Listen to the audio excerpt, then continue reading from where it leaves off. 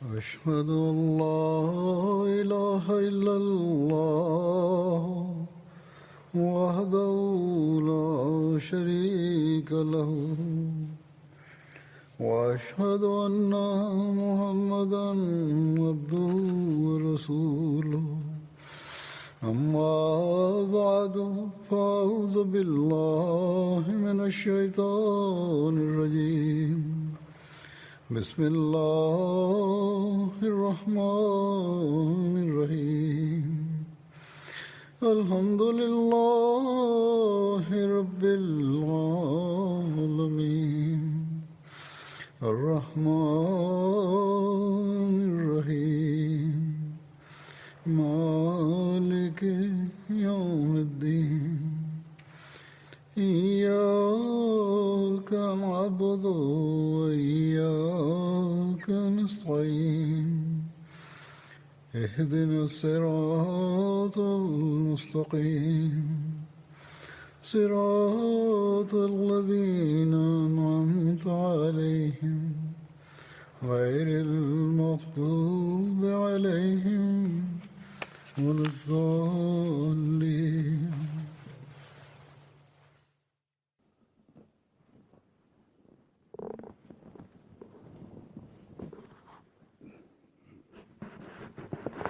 Hazreti Osman radıyallahu anh'unun gazvelere katılmasından bahsedeceğim. Bedir gazvesi konusunda daha önce beyan edilmiş gibi, yani Hazreti Osman Bedir gazvesine katılamadıydı. Çünkü zevcesi Hazreti Rukayye, Resulullah'ın kızı sallallahu aleyhi ve sellem çok hastaydı. Onun için Hazreti Resulullah sallallahu aleyhi ve sellem kendisine buyurdu: sen hasta bakıcılığı için Medine'de kal. Ve Bedir'e katılanlar gibi olduğunu beyan etti. Onun için Resulullah sallallahu aleyhi ve sellem kendisi için Bedir'e katılanlar gibi ganimet malından ve ecirde payı ayırdı kendisine. Gatfan gazvesi Muharrem yahut 03 Hicri'de oldu. Gatfan için Necid bölgesine doğru Resulullah sallallahu aleyhi ve sellem Hazreti Osman'ı Medine'de vali kıldı. Onun için ona da katılamadı. Bu gazvenin detaylarını Hazreti Mirza Beşir Ahmed radıyallahu anh şöyle beyan etti. Benu Gatfan'ın bazı kabileleri Banu Salba, Banu Muharib çok meşhur bin Haris'in hareketi üzerine Medine'de birdenbire saldırmak için Necid'in bir yeri Zi Amr'da toplanmaya başladılar. Fakat Resulullah sallallahu aleyhi ve sellem kendi düşmanlarının hareketlerinden bilgisi vardı. Onların bu iradesinden haber aldı ve uyanık bir general gibi öncülük yapmak için 450 ashabı beraber alarak Hicri'nin sonuna doğru yat yolculuğun başında Medine'den çıktı. Ve hızlı bir şekilde yolculuk yaparak Zi Amr bölgesine yaklaştı. Düşman kendisinin geldiğini öğrendi ve hemen dağlara çekildi. Köşede oradaki dağlara. Ve Müslüman Zi Amr'e ulaştılar ve orada kimse yoktu.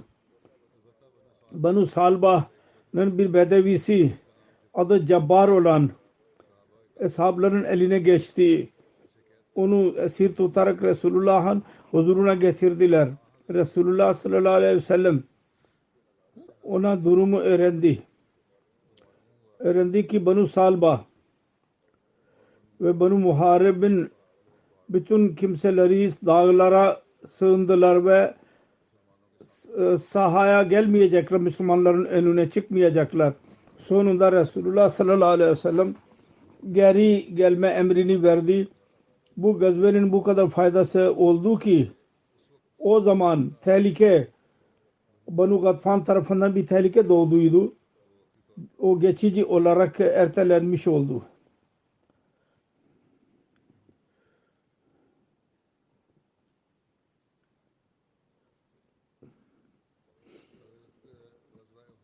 Uhud gazvesi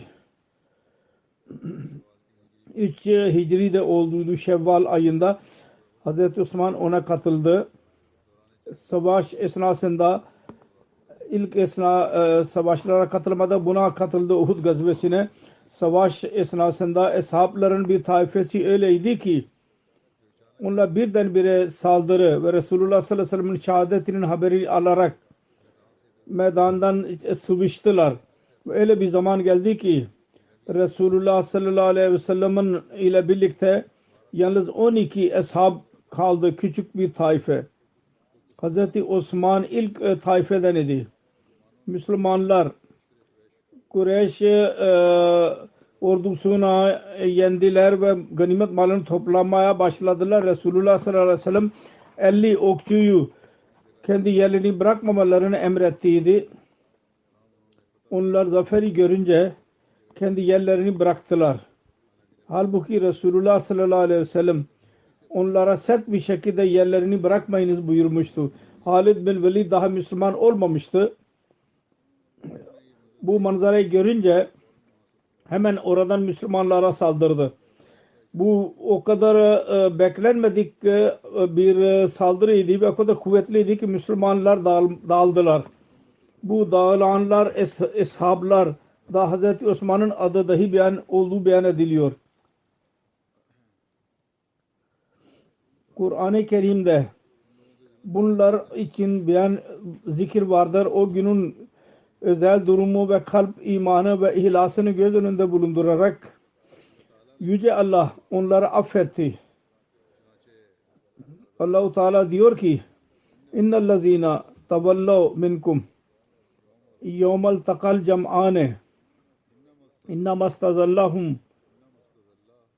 innamastazallahumuş şeytanu be bazı ma kasabu ve lekad afallahu anhum innallaha gafurun halim. Şüphesiz aranızdan o gün bazı kimseler döndüler. İki taifenin çarpıştığı gün.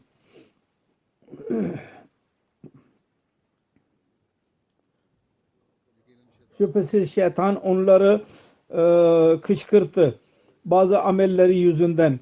Ve Allah-u Teala onları affetti. Allah-u Teala çok bağışlayan ve çok halimdir. Bu gazve esnasında Müslümanların bu durumunun zikrini yaparken Hz. Mirza Beşir Ahmed radıyallahu anh Sirat Khatamun Nebiyinde şöyle yazdı. Diyor ki Kureyş'in ordusu 4 taraftan sardı ve peyderpey saldırılarla geliyordu, ilerliyordu. Müslümanlar belki kendine gelebilirlerdi fakat şu gazap oldu ki Kureyş'in bir Abdullah bin Kame adlı cesur bir askeri Musab bin Umeyr'a saldırdı, o bayraktarı, ve kendi kılıcıyla onun sağ elini kesti. Musab hemen sol eline taşıdı bayrağı ve İbn Kame'ye ikinci defa saldırdı. Onun ikinci elini de kesti. Musab her iki elini birleştirerek İslam bayrağını tutmaya çalıştı ve onu göğsüne yapıştırdı. Bunun üzerine İbn Kame'ye üçüncü defa saldırdı ona. Ve bu sefer Musab şehit olarak düştü. Bayrak başka bir Müslümanı ele aldı. Fakat Musab Hz. Resulullah sallallahu aleyhi ve sellem'e benziyordu. İbn Kame'ye zannetti ki ben Muhammed sallallahu aleyhi ve sellem'i öldürdüm. Yahut bu da mümkündür ki onun tarafından bu belki bir yaramazlık ve aldatma olarak bu teklif edilmiş olsun. Musab'ın düşmesi üzerine yaygara kopardı ki ben Muhammed'i öldürdüm sallallahu aleyhi ve sellem. Bu haberden Müslümanlar korktular ve onlarla dağıldılar tamamen. Ve birçok sahabi korkarak sahadan korktular. O zaman 3 kısım vardı Müslüman. Bir taife Resulullah sallallahu aleyhi ve sellem'in durumunu öğrenerek sahadan kaçtılar. Bunlar en az idiler. Yahut da dağıldılar. Ümitsizliğe kapılarak. Onlardan bir tanesi Hazreti Osman bin Affan dahi vardı. Fakat Kur'an-ı Kerim'de zikir edildiği gibi o günün durumu ve kalp imanı ve ihlasını göz önünde bulundurarak Yüce Allah onları affetti. Onlardan bazı kimseleri Medine'ye kadar vardılar. Ve böylece Medine'de dahi Resulullah sallallahu aleyhi ve sellem'in hayali şehadetin ve İslam ordusunun yenilgisinin haberi ulaştı. Bütün şehirde bir gürültü koptu. Müslüman erkekler, kadınlar, genç, yaşlı korkarak şehir dışına çıktılar ve Uhud'a doğru yola koyuldular. Bazı kimseler koşarak savaş sahasına ulaştılar ve Allah'ın adıyla düşmanların saflarına girdiler. İkinci taifede öyle insanlar vardı ki koşmadılar, kaçmadılar. Fakat Resulullah sallallahu aleyhi ve sellem'in şehadetinin haberi alarak işte savaşmayı faydasız görüyorlardı. Onun için merdan bir tarafa çekilerek oturdular. Üçüncü taife oydu ki savaşıyordu. Onlardan bazı kimseler Resulullah sallallahu aleyhi ve sellem etrafında idiler ve canlarını veriyorlardı. Benzersiz bir şekilde ve onların çoğu munteşir bir şekilde savaşıyorlardı savaşta. İkinci taifedeki insanlar Resulullah sallallahu aleyhi ve sellem'in berhayat olduğunu öğreniyorlardı. Onlar divaneler gibi savaşarak kendisinin etrafında toplanıyorlardı. O zaman savaşın durumu öyleydi ki Kureyş'in ordusu deniz dalgaları gibi dört taraftan ilerliyordu. Ve meydan sahada oklar atılıyordu ve taşlar atılıyordu. Bu tehlikeyi görünce Resulullah sallallahu aleyhi ve sellem'in etrafında askerler toplandılar. Kendi bedenleriyle korudular. Fakat yine de saldırı oluyordu. Bu birkaç sağa sola itiliyorlardı bunlar. Ve böyle bir durumda bazen Resulullah sallallahu aleyhi ve sellem tek başına kalıyordu. Hemen hemen. Her neyse beyan ediliyor ki Hazreti Osman ümitsizliğe kapılarak yahut belli başka bir sebepten dolayı Resulullah'ın şehadetini öğrenerek oradan gitti. Ve aynı şekilde ümitsizliklerden birisi gitmediydi fakat oturanlardan Hazreti Ömer dahi vardı. O kendi zamanında beyan edilecek. Şimdi beyan ediyorum Hudeybiye zamanında sefaretlik oldu, Beyat-ı Rizvan oldu. Onda Hazreti Osman'ın karakteri yahut kendisi hakkında ne olaylar vardır. Hazreti Resulullah sallallahu aleyhi ve sellem rüya gördü. Kendisi ve kendi eshabları emniyetli bir şekilde başlarını kazıtarak ve saçlarını kısaltarak Beytullah'a giriyorlar. Bu rüyaya binaen Resulullah sallallahu aleyhi ve sellem Zulkada 6 Hicri'de 1400 hesabıyla birlikte umre yapmak için Medine'den çıktı.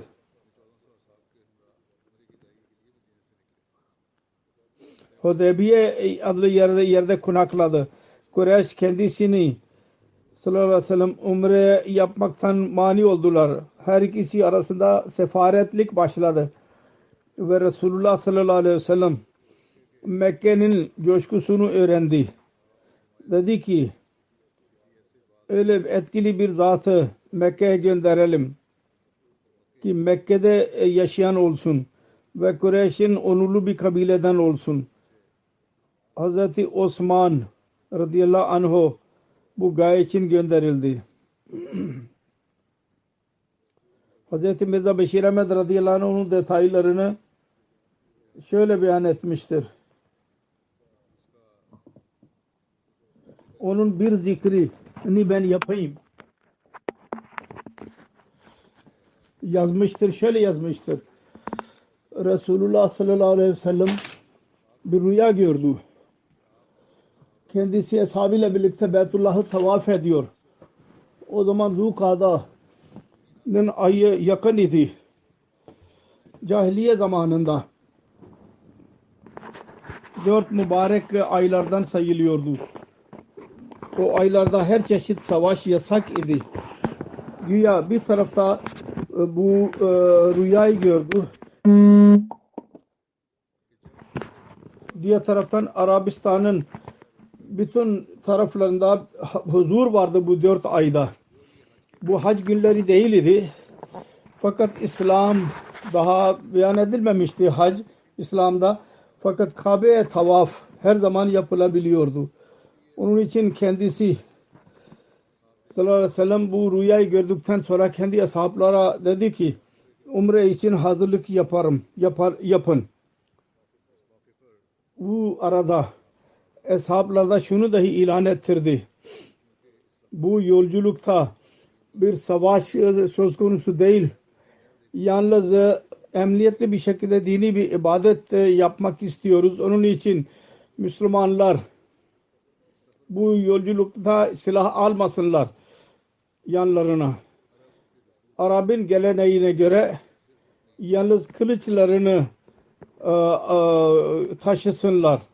Yolcular gibi kendilerinde bulundurabilirler.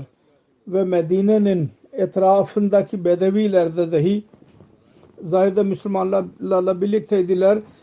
Onlara dedi ki onlar bize katılarak umrenin ibadetini yapsınlar. Fakat yazık ki çok az sayı dışında Müslüman olarak adlandırılan az imanlı bedevi kimseler Medine'nin etrafında yaşıyorlardı.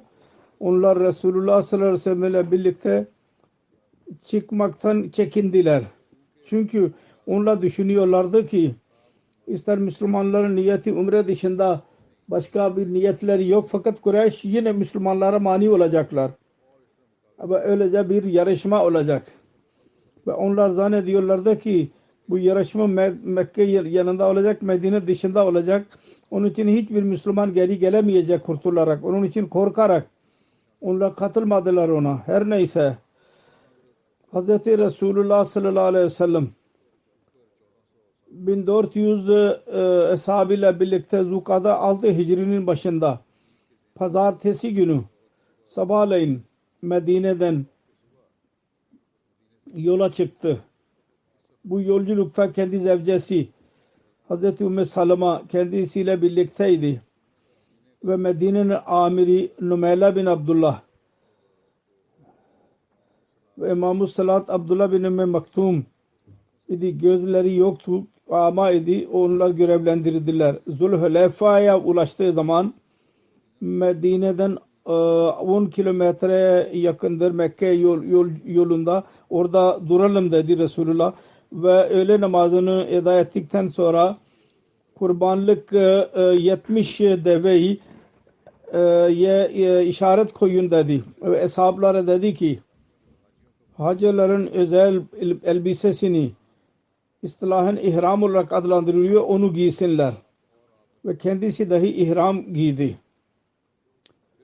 Daha sonra Kureyş'in durumunu öğrenmek için onunla bir yaramazlıkları var mı niyetinde bir Gusül bin Sufyan adlı birisini Huza kabileden olan haber almak için Mekke'nin yanında yaşıyordu. Onu ileri göndererek yavaş yavaş Mekke doğru yola çıktı.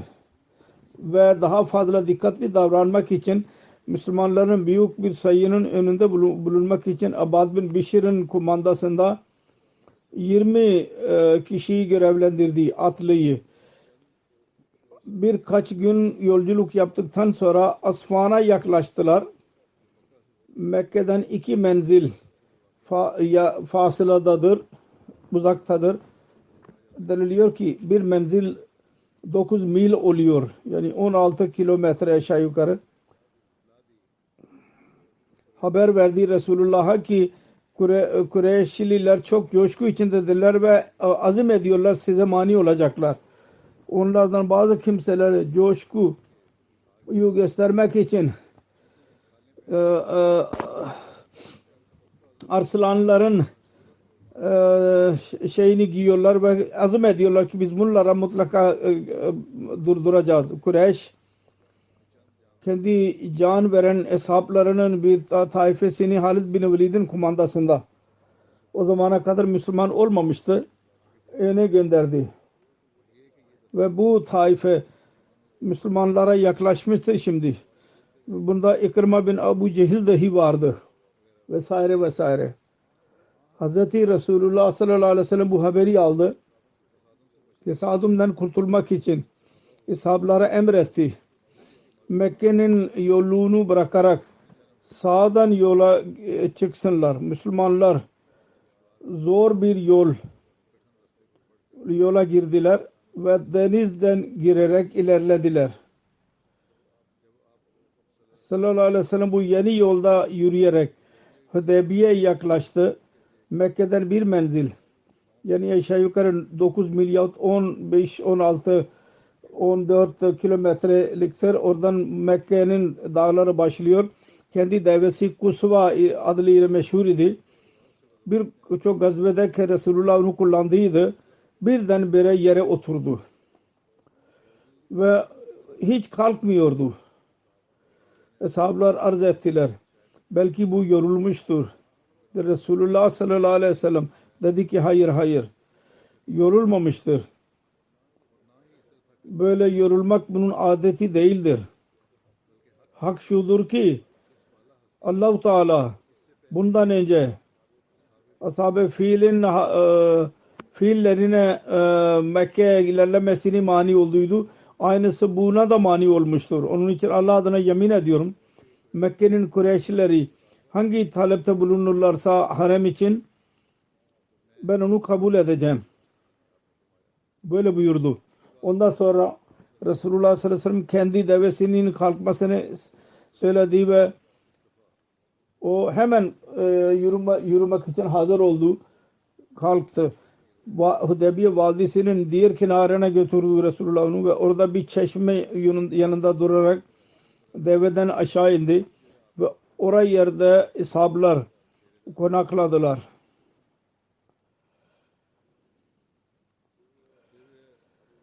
Sonra burada zikir var, Kureyş ile birlikte nasıl başladı konuşmalar, barış konuşmaları. Resulullah sallallahu aleyhi ve sellem Hudeybiye Vadisi'ne giderek orada konakladı.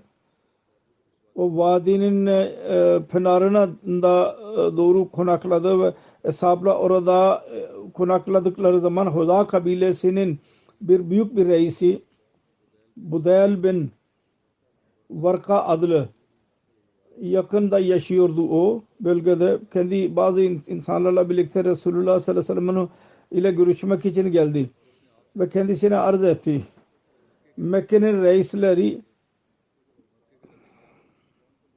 savaş için hazırdırlar ve asla Mekke'ye girmenize izin vermeyecekler. Resulullah dedi ki biz savaş için gelmedik. Aksine yalnız umre niyetiyle geldik. Ve eyvah, Mekke Kureyşlileri onları savaş ateşi onları yok etmiştir, fakat yine de vazgeçmiyorlar ve ben onlarla bir anlaşma için dahi hazırım ki benim aleyhimde savaşı durdurarak diğerler için beni serbest bıraksınlar. Mekkelilere ben onlarla alaka tutmayacağım.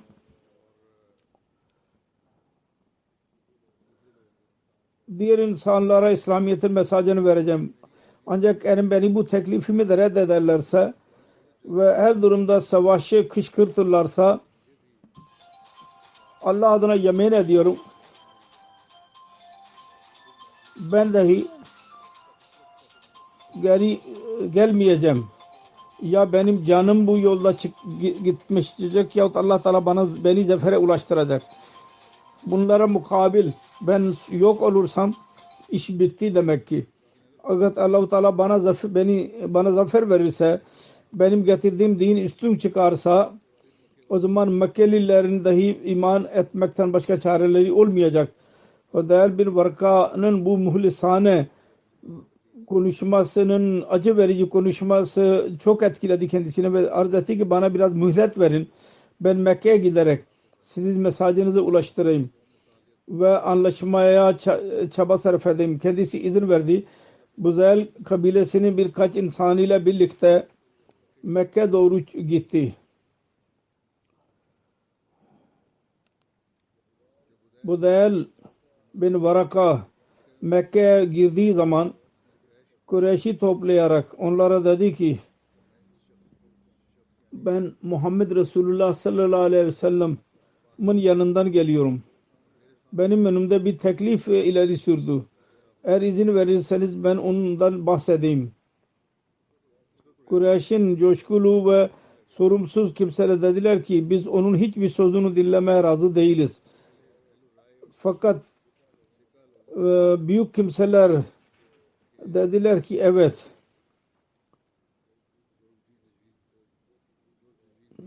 Hangi teklif varsa bize söyle. Hudayl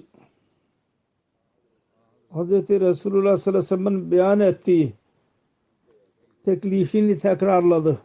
Bunun üzerine Urva bin Masud adlı bir Yad Sakif kabilesinin etkili bir reisi vardı. Mekke'de vardı. O ayağa kalktı.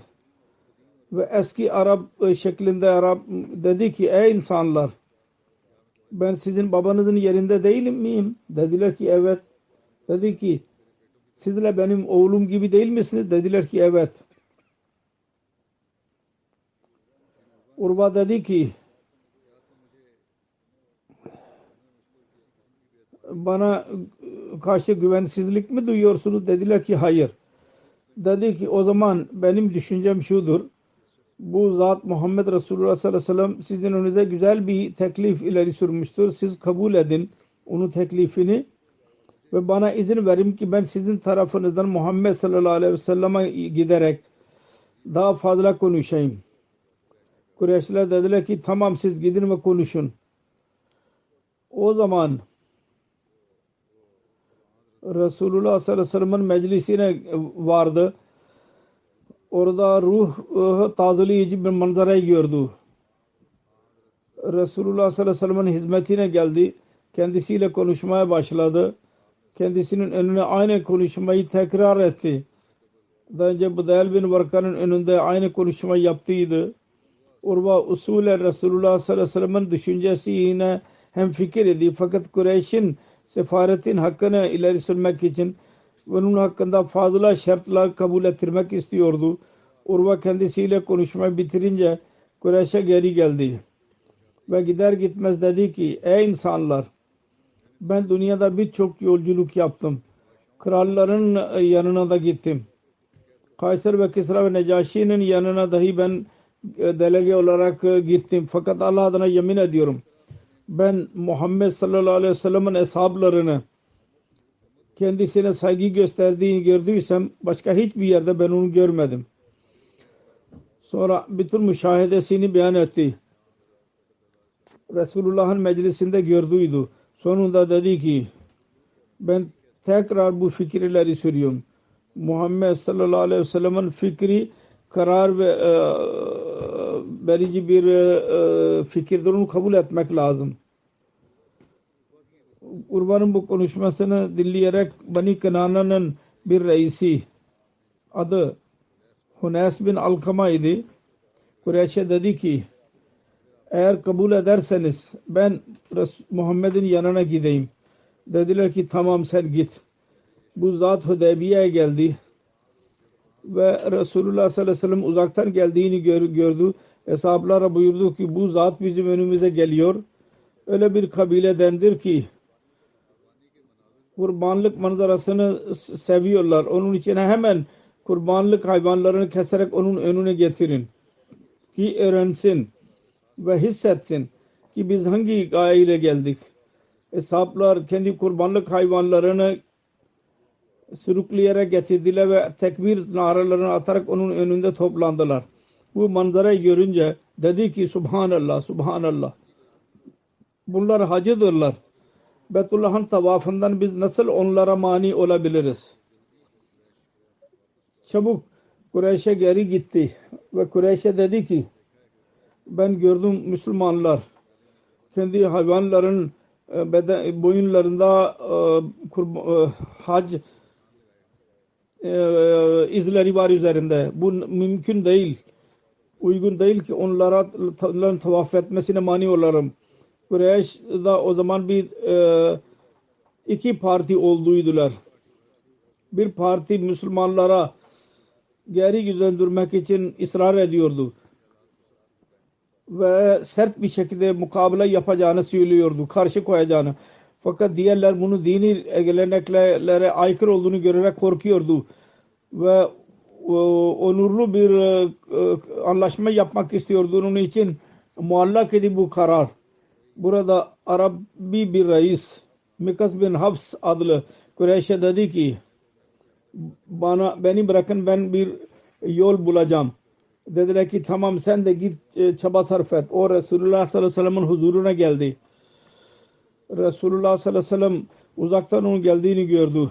Buyurdu ki Allah bu iyi bir insan değil. Her neyse kendisine geldi o konuşmaya başladı. Daha konuşuyordu. Mekke'nin meşhur bir reisi Süheyl bin Amr Resulullah sallallahu aleyhi ve sellem'in huzuruna geldi. Kureyş onu korku ile mikrazi geri gelmesini beklemeden onu gönderdi. Resulullah sallallahu aleyhi ve sellem Süheyl'in geldiğini gördü. Buyurdu ki Süheyl geliyor. Şimdi Allah isterse muamele kolaylaşacak. Sahil olacak yani kolaylaşacak. Her neyse bu konuşma oldu. Bu arada bu olay dahi oldu. Kureyş tarafından peyderpey sefirler gelmeye başladılar. Resulullah sallallahu aleyhi ve sellem hissetti. Sizin tarafından birisi Kureyş'e gitmeli. Onlara Müslümanların fikrini onlara hikmetli bir şekilde anlatabilsin. Hıraş bin Umayya bu iş için seçildi. Kabile Huza'dan idi. Aynı kabile. Kureyş'in ilk sefiri Huzeyl bin Varka o bu kabileden idi. Bu seferde Resulullah sallallahu aleyhi ve sellem Hıraş'a binek için kendi devesini verdi. Hıraş Kureyş'in yanına gitti. Ancak bu daha konuşmanın ilk başlangıcıydı. Kureyş gençleri coşku içindeydiler. Coşkulu bir genç İkrime bin Abu Cehil Hıraş'ın devesine saldırarak onu yaraladı.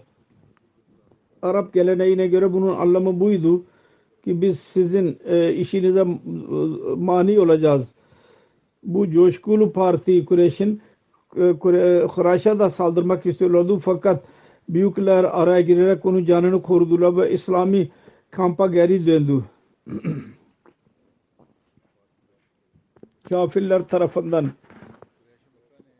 Mekke Kureyşlileri yanı bununla yetinmediler. Kendi coşkusuyla şuna dahi irade ettiler. Şimdi Resulullah sallallahu aleyhi ve sellem ve kendi ashabları Mekke'den o kadar yakın ve Medine'den o kadar uzaktırlar. Onlara saldırarak ne kadar olursa olsun onlara zarar verelim. Bu gaye için onlar 45-50 kişiyi Hudeybiye doğru gönderdiler. Ve bu konuşmanın perdesi altında o zaman her iki taife arasında vardı. Onlara direktif verdiler ki İslami kampının etrafında dolaşarak fırsat bulun ve fırsat bularak Müslümanlara zarar verin. Bazı rivayetlerden şu kadar öğreniliyor ki bunlar sayıca 80 idi ve bu arada Kureyş Hz. Resulullah sallallahu aleyhi ve sellem'i öldürmek için dahi plan kurdular. Antrika yaptılar fakat Müslümanlar kendi yerinde uyanık idiler. Kureyş'in bu antrika ortaya çıktı planı ve bunların hepsi yakalandılar. Müslümanlar Mekke ahalisinin bu işi yerinde aşeri harem aylarında ve harem bölgesinde yapıldıydı. Çok öfkeliydiler Müslümanlar fakat Resulullah sallallahu aleyhi ve sellem onları affetti. ve anlaşmaya mani olsunlar diye izin vermedi. Kur'an-ı Kerim'de dahi zikir vardır bundan. Kur'an-ı Kerim Allah-u Teala diyor ki وَهُوَ الَّذ۪ي أَفْكَفَ اَيْدِيَهُمْ عَنْكُمْ وَاَيْدِيَكُمْ عَنْهُمْ بِبَطْنِ مَكَّةَ مِنْ بَعْدِ أَنْ أَظْفَرَكُمْ عَلَيْهِمْ وَكَانَ اللّٰهُ بِمَا تَعْمَلُونَ بَصِيرًا. Allah-u Teala kendi lütfuyla kafirlerin ellerini ne mani oldular Mekke'de size ulaşmaktan ve sizi korudu. Size onlara üstün çıktınız ve onları ele geçirdiniz. Allah-u Teala sizin elinizi dahi mani oldu elinize onlardan. Her neyse bütün bu durumları bu arka planda Resulullah sallallahu aleyhi ve sellem'in sabrını ve hafsalasını ve barış çabasını görüyoruz. Sona ermiştir. Böyle bir sabır ve manzara ki dünyada onun bir benzeri yoktur. Barış manzarasının daha durmadan çaba sarf ediyor ki barış olsun. Resulullah sallallahu aleyhi ve sellem Kureyş'in yaramazlığını görünce Hıraş bin Umayya Mekke ahalisinin coşkusunu öğrendi. Kureyş'i soğutmak için ve doğru yola getirmek için irade etti. Öyle etkili birisi Mekke'ye gönderilsin ki Mekke'de yaşayan olsun ve Kureyş'in onurlu bir kabilesinden olsun. Ondan sonra yine çabayı bırakmadı. Yine de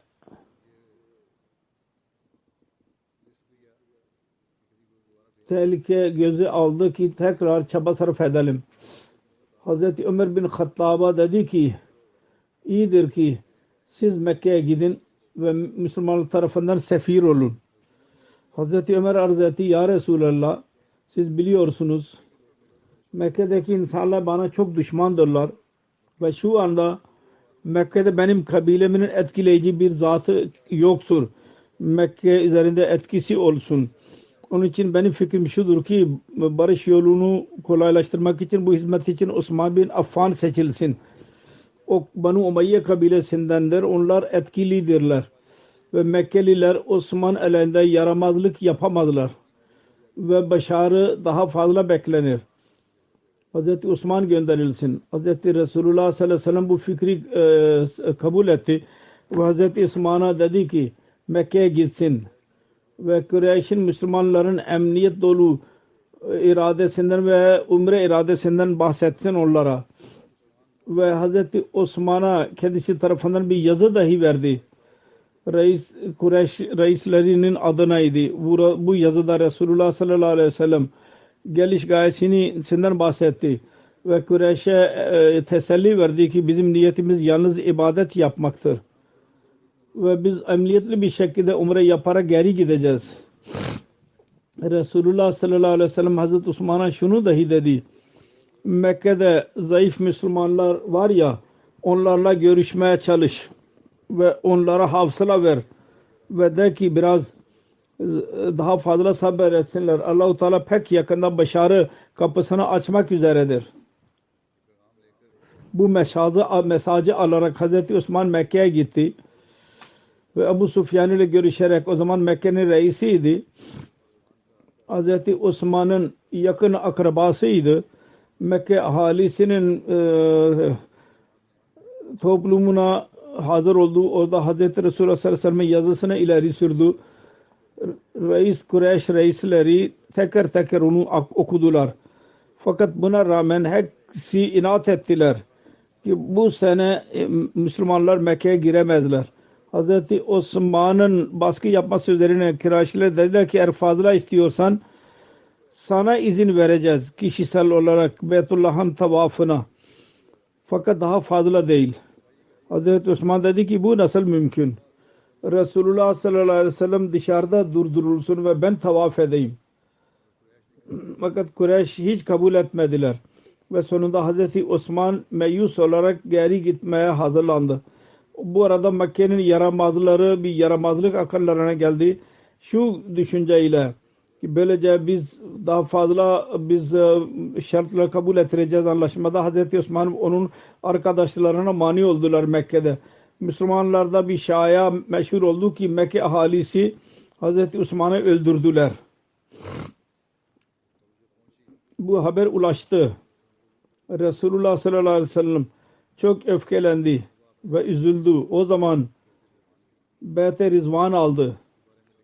Bunun konusunda yazılıdır. Bu haber Hudeybiye'ye ulaştığı zaman Müslümanlarda büyük bir coşku oluştu. Osman Resulullah sallallahu aleyhi ve sellem'in damadı ve en ileri gelen eshablardan idi ve İslami sefir olarak Mekke'ye gittiydi. Ve o gün dahi aşere hurum idi. Hürmetli aylar. Hürmetli ay idi. Sonra Mekke bizzat kendisi harem bölgesiydi. Resulullah sallallahu aleyhi ve sellem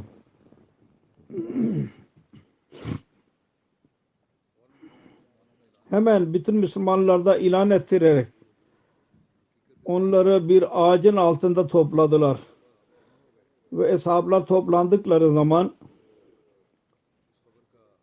bu haberinden bahsederek dedi ki eğer bu doğru ise Allah adına yemin ediyorum biz buradan ayrılmayacağız. Osman'ın öcünü almadan. Sonra eshablara dedi ki gelin benim elim üzerine el koyarak İslamiyet'te beyat yolu budur. Şöyle bir söz verin ki aranızdan hiçbirisi arkayı göstermeyecek ve kendi canını vermeye hazır olacak. Fakat hiçbir durumda yerini bırakmayacak. Bu ilan üzerine eshablar biat etmeye başladılar ki birbirlerinin üzerine düşüyorlardı. Ve 1400-1500 Müslüman o zaman Müslümanların elinde olan yalnız bu kadar asker idi. Her bir kimsesi kendi sevgili efendisi eli üzerinde satıldılar. Biat oluyordu. Resulullah sallallahu aleyhi ve sellem kendi sol elini kendi sağ elini üzerine koyarak dedi ki bu Osman'ın elidir. Çünkü eğer o burada olsaydı bu mukaddes alışverişte geri kalmazdı. Fakat şu anda Allah ve onun işini yapmaktadır. Böylece bu manzara sona erdi. İslami tarihte bu biat Beyt-i Rizvan olarak adlandırılır. Öyle bir beyt ki orada Müslümanlar Allah-u Teala'nın kamil rızasını ele geçirdiler. Kur'an-ı Kerim'de dahi bu beyten bahsettiği özel bir şekilde Allah diyor ki لَقَدْ رَضِيَ اللّٰهُ عَنِ الْمُؤْمِنِينَ اِذْ يُبَايِعُونَكَ تَحْتَ الشَّجَرَةِ فَعَلِمَ مَا فِي قُلُوبِهِمْ وَأَنزَلَ السَّكِينَةَ عَلَيْهِمْ وَأَصَابَهُمْ فَتْحًا قَرِيبًا. Yani Allah-u Teala mutlu oldu Müslümanlarla. Ey Resul onlar bir ağacın altında sana biat ediyorlardı. Bu biatten onların kalpteki ihlasları Allah-u Teala öğrendi. Allah-u Teala da onlara sekinet indirdi ve onlara yakın bir zafer vaat etti. Eshablar daima bundan bahsediyorlardı ve sevgili bir şekilde ondan bahsederlerdi ve onlardan çoğu daha sonra gelenlerde derlerdi ki siz Mekke'nin fethini zafer görüyorsunuz fakat biz Beyt-i Rizvan'ı zafer görüyorduk ve şüphe yoktur ki bu biat büyük bir zafer idi. Yalnız şunun için değil ki gelecek zaferlerin kapısını açtı. Şu da bakımdan ki bunda İslamiyet'in ruhu ortaya çıktı. Muhammed'in dininin merkezidir bu. En iyi bir şekilde bariz oldu. Ve Müslümanlar kendi ameliyle gösterirler ki Resulullah sallallahu aleyhi ve sellem ve onun getirdiği doğruluk için her sahada ve her adımda ölüm ve hayatın için hazırdırlar. Onun için Resulullah sallallahu aleyhi ve sellem Beyt-i Rizvan'dan bahsederek diyorlardı ki bu beyt ölüm sözünü biatiydi. Yani her Müslüman İslamiyet'in ve İslamiyet'in onuru için canını verecek. Fakat geri gelmeyecek. Bu biatın özel bir yönü buydu. Bu sözleşme yalnız gelip geçici bir söz değildi. ki gelip geçici olarak yapılmış olsun. Kalbin derinliğinin sesiydi bu.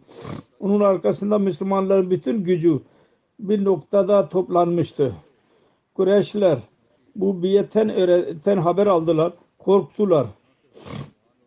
Ve Hazreti Osman onun arkadaşlarını serbest bırakmayıp kendi elçilerini dediler ki şimdi nasıl olursa olsun Müslümanlarla anlaşma yapın. Fakat bu şart koşulsun ki bu sene değil de gelecek sene Müslümanlar umre yapsınlar. Her neyse geri gitsinler bu sene. Diğer taraftan Resulullah sallallahu aleyhi ve sellem başlangıçtan söz verdiydi. Ben bu arada öyle bir şey yapmayacağım. Muharrem ve bu ayetullah'ın onuruna aykırı olsun. Öyle bir iş yapmayacağım. Allah-u Teala kendisine müjde verdiydi. Bu arada Müslümanlarla barış yapmak gelecekteki başarılar için bir öncü olacaktır. Onun için her iki taife bakımından bu ortam anlaşmak için en güzel bir ortam idi. Ve bu ortamda Süheyl bin Amr Resulullah sallallahu aleyhi ve sellem'in yanına geldi. Ve kendisi onu görür görmez dedi ki şimdi muamele kolaylaşıyor gibi geliyor bana. Barış konuşması başladı. Süheyl bin Amr Resulullah sallallahu aleyhi ve sellem'in önüne çıktı. Onu görür görmez dedi ki daha önce zikri geçtiği gibi Süheyl geliyor.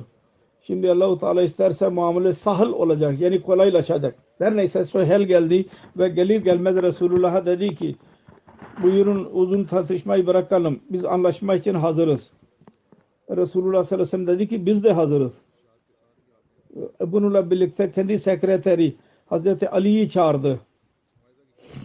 Bunun şartları şöyleydi. Hazreti Resulullah sallallahu aleyhi ve sellem ve kendi dostları bu sene geri gitsinler.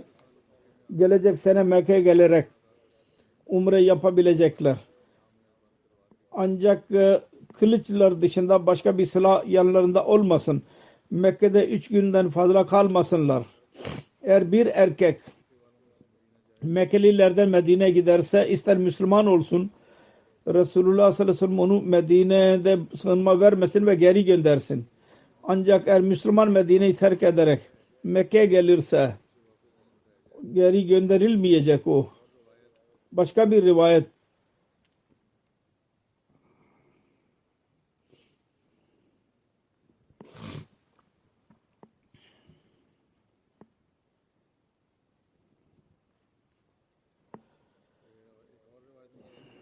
rivayette şöyledir. Eğer Mekkelilerden birisi kendi velisini izni olmadan Medine'ye gelirse geri gönderilecek. Arap kabilelerinden hangi kabile isterse Müslümanların dostu olabilir. Ve kim isterse Mekke ahalisinin dostu olabilir. Bu anlaşma yalnız 10 sene için olacak şimdilik. Ve bu arada Müslümanlarla ve savaş arasında savaş olmayacak. Bu anlaşmanın 2 kopyası hazırlandı ve şahit olarak birçok kimseye imza attı buna. Müslümanlar tarafından imza atanlardan Hz. Ebu Bekir, Hz. Ömer, Hz. Osman o ana kadar Mekke'den geri geldiydi. Kafirler mani olduydu. Ona ana kadar bıraktıydı. O dahi az imza attı. Abdurrahman bin Avf, Sa'd bin Abi Vakas, Abu Ubeyda idiler. Anlaşmayı tamamladıktan sonra Süheyl bin Amr bir kopyasını alarak Mekke'ye geri döndü. Bir kopya Resulullah'ın yanında kaldı. Hz. Müslim Mevud radıyallahu anh bu olayını şöyle beyan etmiştir. Kendi kelimeleriyle şöyle diyor. Etraftakiler Mekkelilere ısrar ettiler. Bunlar yalnız tavaf için geldiler. Siz niye mani oluyorsunuz? Mekke'dekiler inat ettiler. Bunun üzerine dışarıdaki kabileler Mekkelilere dediler ki sizin bu yolunuz gösteriyor ki sizin yaramazlık istiyorsunuz, barış istemiyorsunuz. Onun için biz sizinle beraber olmayacağız. Bu yeni bir şeydir. Müslim Maud beyan etmiştir onu. Etraftaki kabilelerin dahi baskısı vardı. Bunun üzerine Mekke'deki insanlar korktular. Ve amade oldular. Ki Müslümanlarla anlaşma yapmaya çalışalım. Resulullah sallallahu aleyhi ve sellem'e bu haber ulaştı. Hazreti Osman daha sonra 3. halifesi oldu. Mekkelilerle konuşmak için gönderdi. Hazreti Osman Mekke'ye ulaştığı zaman Mekke'de onun büyük akrabalığı vardı. Akrabalar orada toplandılar onun etrafında ve dediler ki siz tavaf edin. Muhammed Resulullah sallallahu aleyhi ve sellem gelecek sene tavaf edecek. Hazreti Osman dedi ki ben efendim dışında tavaf edemem. Mekke reisleri ile konuşması uzadı. Mekke'de kimseler bu haber yaydılar ki Osman öldürüldü. Bu haber yayıla Resulullah sallallahu aleyhi ve sellem'e dahi ulaştı. Bunun üzerine Resulullah sallallahu aleyhi ve sellem hesapları topladı. Ve dedi ki sefirin canı her kavimde korunmuş olur. Ben duydum ki Osman'ı öldürdüler Mekkeliler. Eğer bu haber doğru olursa biz zorla Mekke'ye gireceğiz. Bizim ilk irademiz barış ile Mekke'ye girmek idi.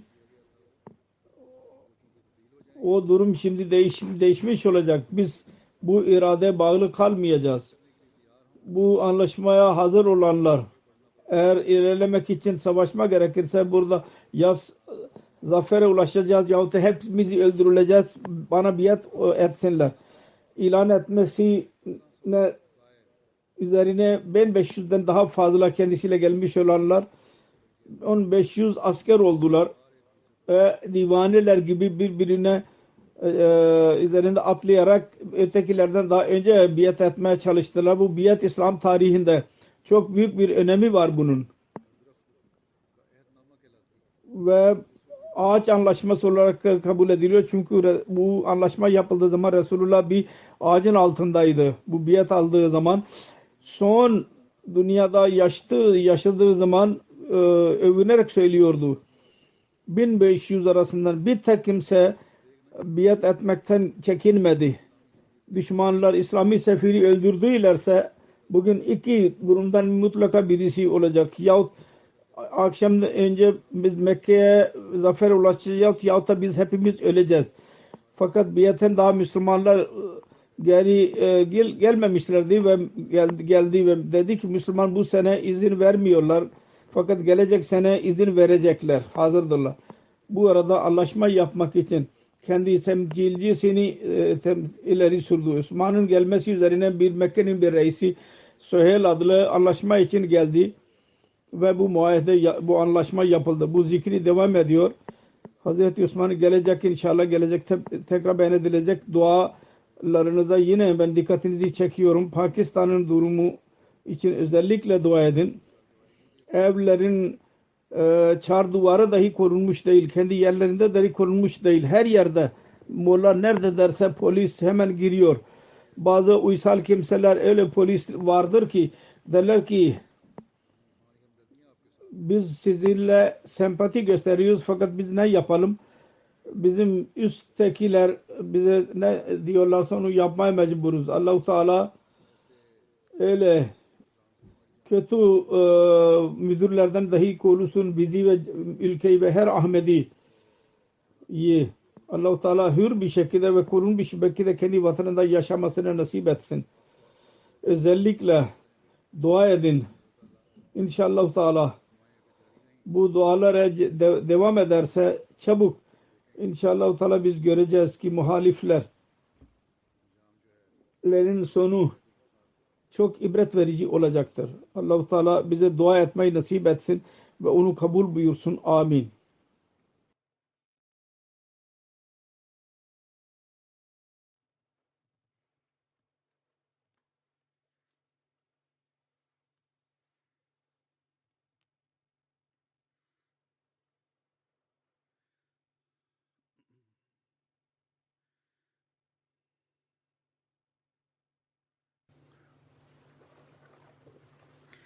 الحمد